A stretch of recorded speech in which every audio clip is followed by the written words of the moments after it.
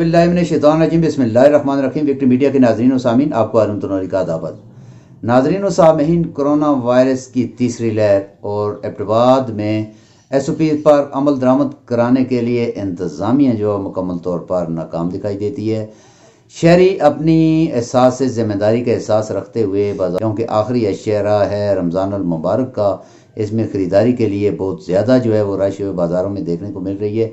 ख़ासकर ये जो आप देख रहे हैं ये फुटेज जो है ये गामी अड्डा की और रेमान प्लाजा और इससे मुल्का एरियाज़ की है, जिसमें ख़वातीन की इतनी बड़ी तादाद है कि जैसा कि आज सारा कुछ मार्केटों से ख़त्म होने वाला है, आज ही परचेजिंग करनी है, ख़रीदारी आज ही करनी है, फिर उसके बाद ज़िंदगी भर कुछ नहीं मिलेगा। ख़वातीन जो है एबटाबाद की हज़ारा भर की ख़वातीन जो है उन्होंने रुख यहाँ का किया हुआ है और उसमें किसी SOPs पर अमल दरामद नहीं किया जा रहा। इंतज़ामिया जो है यहाँ पर किस किस के ऊपर वो चेक एंड बैलेंस रखे, किस से कहे कि आप SOPs पर अमल करें, क्या इनके ख़िलाफ़ क्या कार्रवाई की जाए या क्या किया जाए।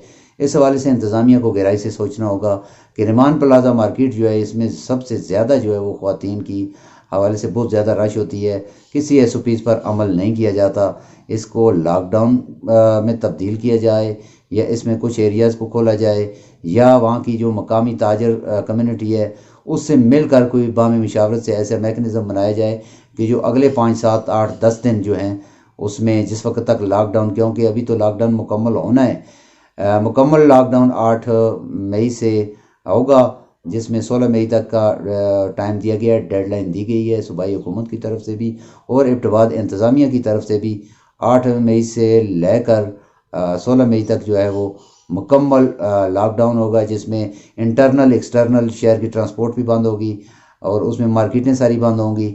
उनमें कुछ जो हैं मार्केट्स, जो शॉप्स हैं उनको मुस्तस्ना है, इससे वो खुली रहेंगी, जैसे अशैख और दनोश, दूध, दही और दीगर मेडिकल स्टोर और दीगर जो ऐसी हैं।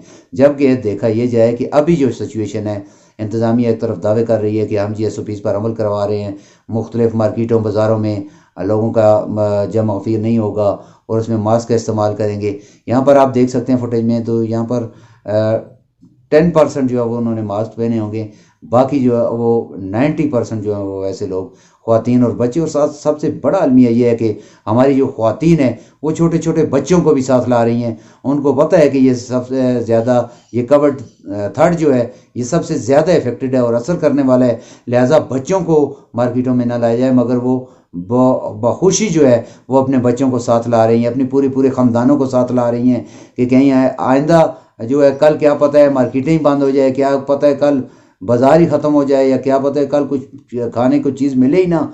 लिहाजा अब एबटाबाद के अवाम, ख़वातीन, मर्द, बच्चे अपने एहसास से ज़िम्मेदारी रखते हुए ये जो कोविड की तीसरी लहर है इससे बचने के लिए जो हिफाजती इक़दामात हैं जो हुकूमत की तरफ से SOPs दिए गए हैं उनको खुदारा फॉलो करें, उन पर अमल करें।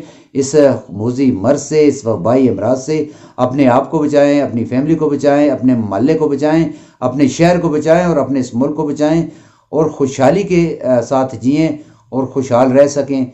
क्योंकि जिस वक्त तक ये बाज़ारों में रश कम नहीं होगा, अवाम इस पर अमल दरामद नहीं करेंगे, अवाम बाशऊर नहीं होंगे, अवाम अपनी ज़िम्मेदारी का एहसास नहीं रखेंगे, तो उस वक्त तक ये रश जो है ये बढ़ेगा, ये अमराज भी जो है वो बढ़ेंगी। ख़ासकर रेमान प्लाजा मार्केटें जो है इस हवाले से ट्रेड यूनियन जो है और इंतज़ामिया को संजीदगी से इसकी तरफ कोई फ़ैसला करना होगा, नहीं तो फिर इतनी बढ़िया अगर ऐसे हालात पैदा हो गए तो बहुत ज़्यादा मसाइल होंगे। क्योंकि अगर कोई मर्ज़ यहाँ से उठी तो वो पूरे शहर को अपनी लपेट में ले सकती है। फिर किसी नई वीडियो के साथ मुलाकात होगी, तब तक के लिए इजाज़त दीजिए। अल्लाह हाफ़िज़।